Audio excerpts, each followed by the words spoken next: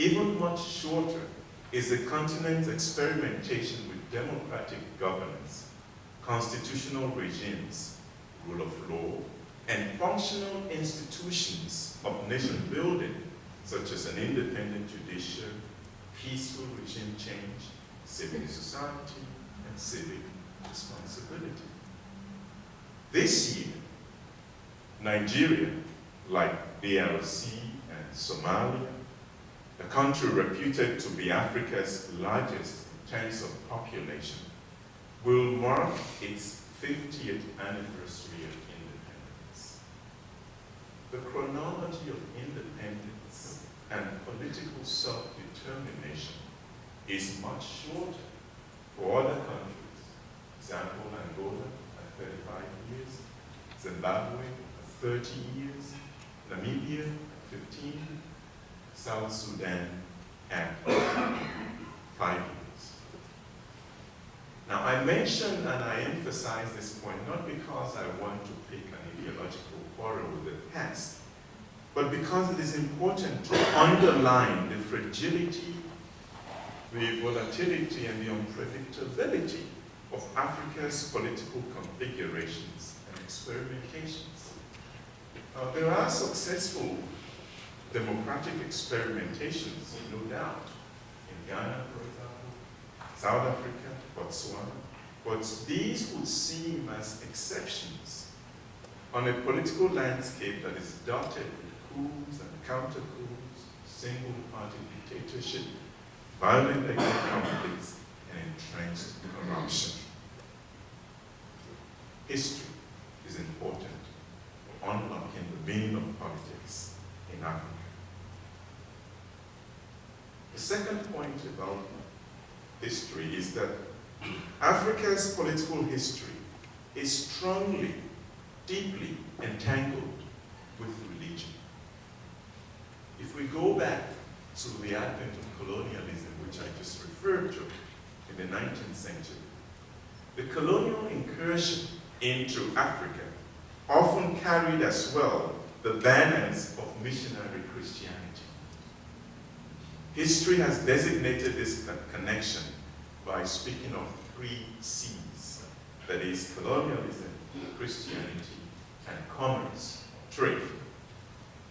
For the most part, if colonialism and Christianity, or commerce rather, paved the way for a rapid absorption of Africa into the processes of world economic and political developments on terms dictated by the West, Christianity facilitated the rapid transformation, and I would add, disruption of the continent's religious and cultural heritage. Now, despite the myth of the benevolent missionary and civilizer of the dark continent, the encounter between Christianity and Africa was not always a salutary affair. At best, it was characterized by mutual suspicion. At worst, it was violent and conflict-ridden. In some parts of Africa, where I come from, for example, the advent of Christianity is almost always associated with the establishment of political systems by Western powers. There's a novel called Things Fall Apart by Chinua Achebe that I'm sure some of us have read. It is one of Africa's best-known literary accounts of the encounter between indigenous African religion and Western Christianity. The author, Chinua Achebe, puts the following words in the mouth of one of his characters. He says, "I am greatly afraid. We have heard stories about white people who made the powerful guns and the strong drinks and took slaves away across the seas, but no one thought the stories were true. But stories were already gaining ground that the white people had not only brought a religion, but also a government. It was said that they had built a place of judgment in one of the faraway villages to protect the followers of their religion. It was even said that they had hanged the man who killed one of the missionaries.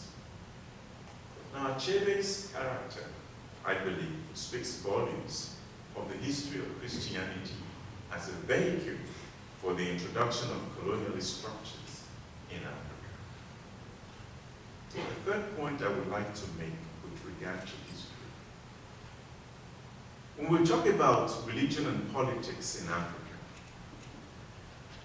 besides the historical context, we also need to situate the conversation in a larger religious context. Christianity exists alongside other major religious traditions, namely Islam and indigenous African religions.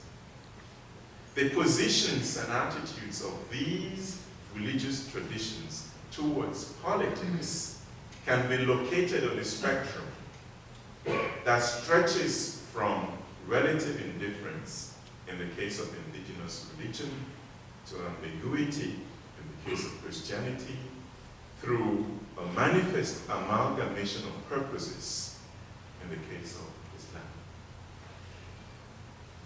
I would like to speak briefly about these last two, Islam and indigenous African religions, with regard to politics. Indigenous African religions represent an all-encompassing framework that regulates political governance, economic transactions, and social interactions in African communities. And I would have to say this is the religious tradition that I am most familiar with as an African. It offers a set of values and norms that shape socio-political behavior within a context in which all the people subscribe to the same religious creeds and codes, underpinned by beliefs in spirits, deities, gods, and goddesses that are native to the continent. And in this particular context, diviners, priests, and priestesses play a vital role as overseers of political rectitude. And in this context, because of the shared tenets and religious beliefs, religion appears to intersect with politics in a harmonious and, I would add, less intrusive manner. Now, there is a tendency in current political scholarship to relegate this picture that I am just painting of indigenous religion to the realm of defunct traditional political arrangements in Africa. I would dispute that. I come from the ancient city of Benin in Nigeria, and anybody who's familiar with my birthplace would understand the enduring relevance and significance of indigenous African religions as a potent factor of political organization.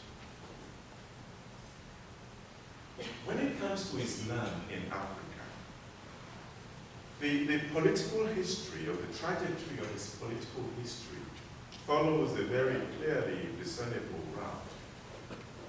And this route would include the jihad. The 18th and 19th century jihad movements in the western part of Africa combined an explicit program of territorial conquest, economic expansion, and political dominance, driven by extreme religious fervor. Islam, as a religion, was a driving force for the overthrow of existing political hegemonies and the establishment of vast theocratic states comprising a string of powerful caliphates and emirates along the Sahel belt of the continent.